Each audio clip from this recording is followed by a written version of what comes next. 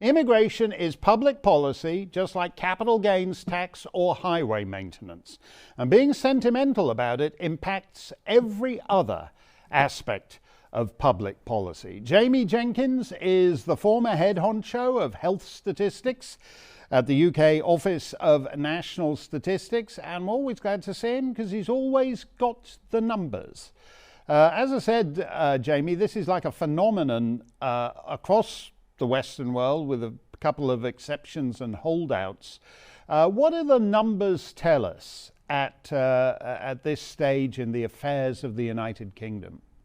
Yeah, good evening, Mark. So I think one of the questions I think you actually raised in that kind of introduction there is, do people care? I think the simple answer to that one is they do care. Otherwise, Rishi Sunak, the Prime Minister of the United Kingdom, would not be having a policy of stopping the boats. If the people didn't care, if there was, people can come in as many as they want, the government wouldn't care either. And so he's got that as one of his top 5 priorities. And if we start with those numbers, I think then, Mark, we've got 2023 so far, just coming into the middle of May, and we've had the first 4 months worth of data, and we've had about 6,000 more coming over the channel in 2023. Now, remember, Sunak said he's going to stop the boats.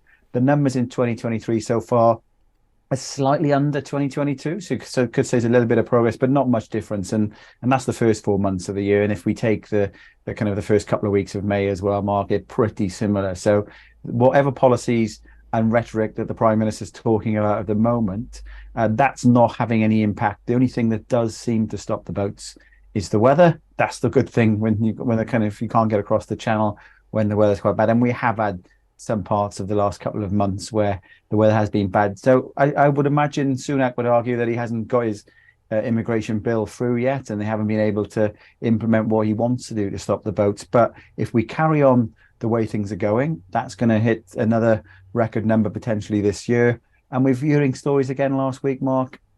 Even BBC Wales, where I live in Wales, are waking up. I think you started covering the stories about a year ago. They're even covering stories now of local people in villages who are not happy about the fact that in a North Wales town, there's a hotel that went bust in lockdown.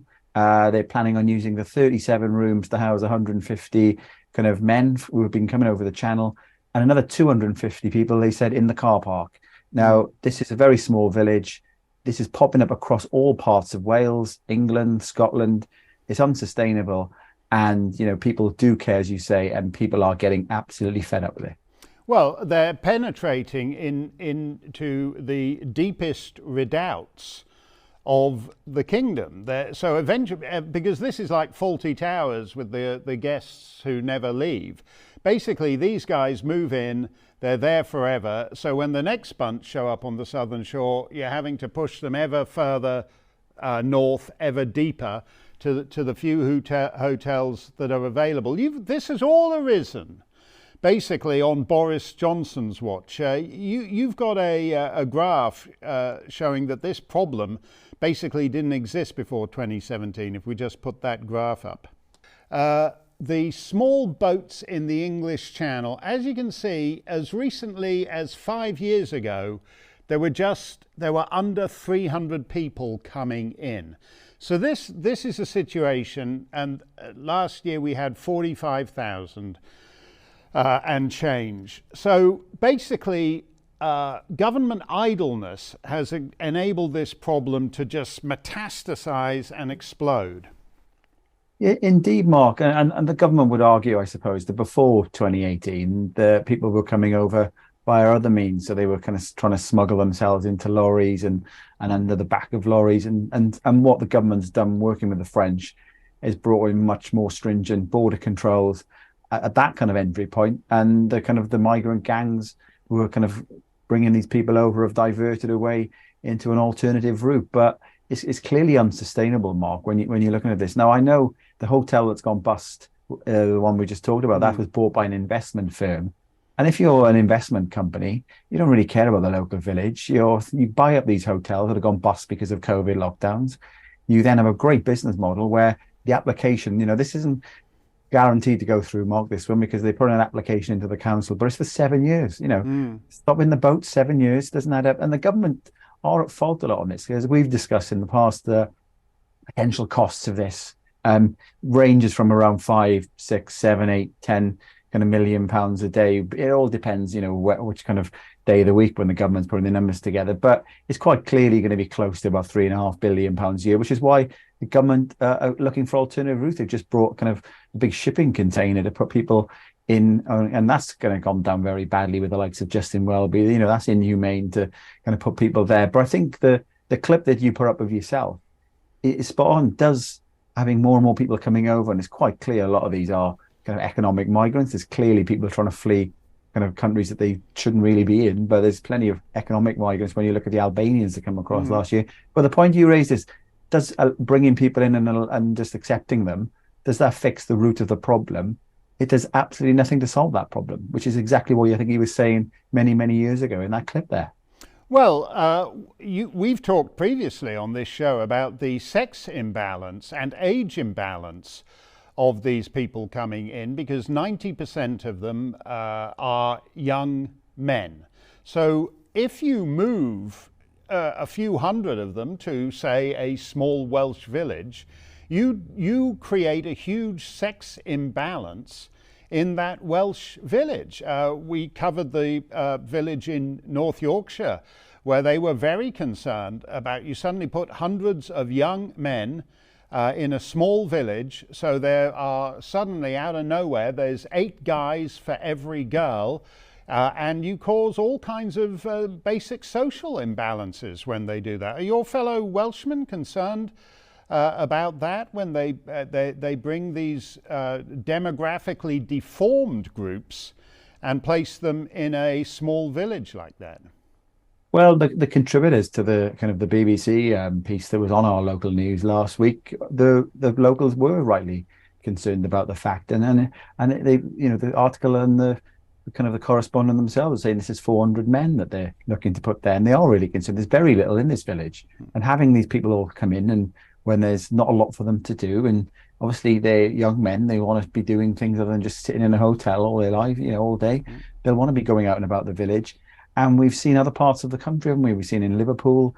I think we've seen in other parts where, it's not going down very well. And as I said, the government need to get processing a lot of these migrants. It's not all very well saying, well, we stick them in another hotel here and another hotel. The backlogs in terms of processing a lot of the kind of people have gone up and up and up. But as the graph just shown, the numbers and numbers of people who are coming over are going up and up and up as well. And so we do need that deterrent. But I think, Mark, what we're talking here is obviously about the channel migrants, and the wider problem in terms of the UK actually is more the legal immigration. And I think we've had some reports out, because you can actually look at published data already to try and estimate, because the ONS figures will come out, I think, in about a week and a half's time on the estimate for the whole of 2022. And some people are talking up to 1 million. So we could be talking 45,000 coming over across the channel, but there could be 1 million net migration for 2022 for the United Kingdom. And the impact that has on the demographic in terms of the demand for services is just astronomical. And remember, this is a government under David Cameron, and it was being repeated under Theresa May, talking about getting immigration into the tens of thousands. It's only going one way, Mark. It's only going up and up and up. And ironically, this is at a time now where after Brexit, you can have a points-based system to limit it. Well, let's just take a look at that other graph you sent over. This basically shows the population increase from 1951 projected to hit 70 million. So to go from 50 to 70 million. Basically, we've increased the population in the UK by 50% by bringing in people on these numbers. In Ireland, they've been having protests under the slogan, Ireland is full.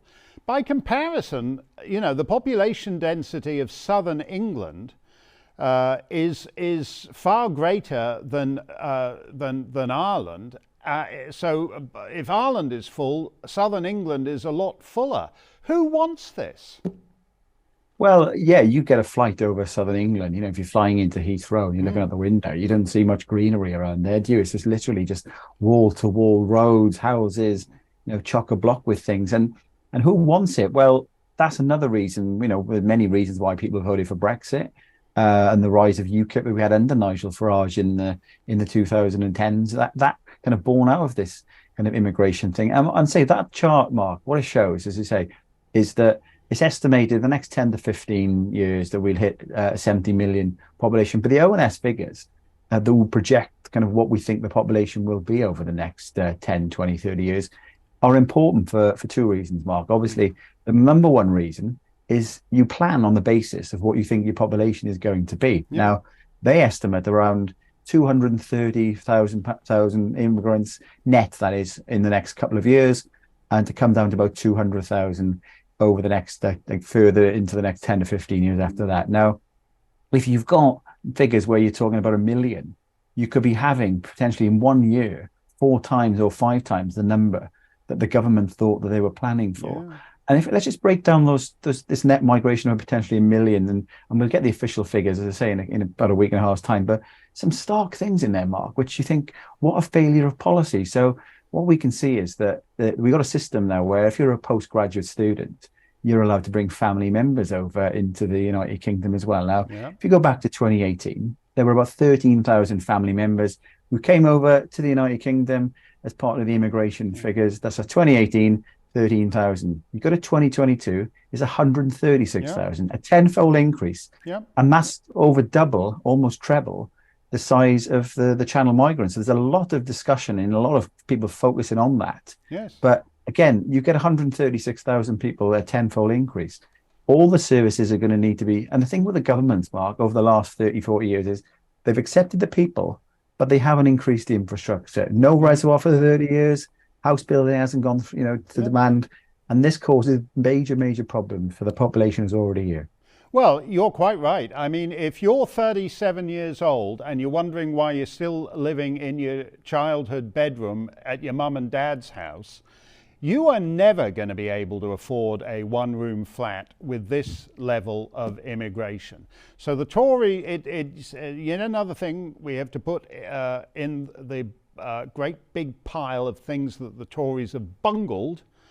And meanwhile, that boob of an Archbishop of Canterbury presiding over a dying church, at some point, they're going to have to put all these Channel migrants into the unused Church of England churches that have died on Justin Welby's watch, because all the hotels will be full. So you're going to be living in some freezing medieval building and sleeping on a pew when you arrive in England, because everywhere else will be full up. Thank you very much, Jamie. You can check him out at statsjamie.co.uk or on Twitter at statsjamie.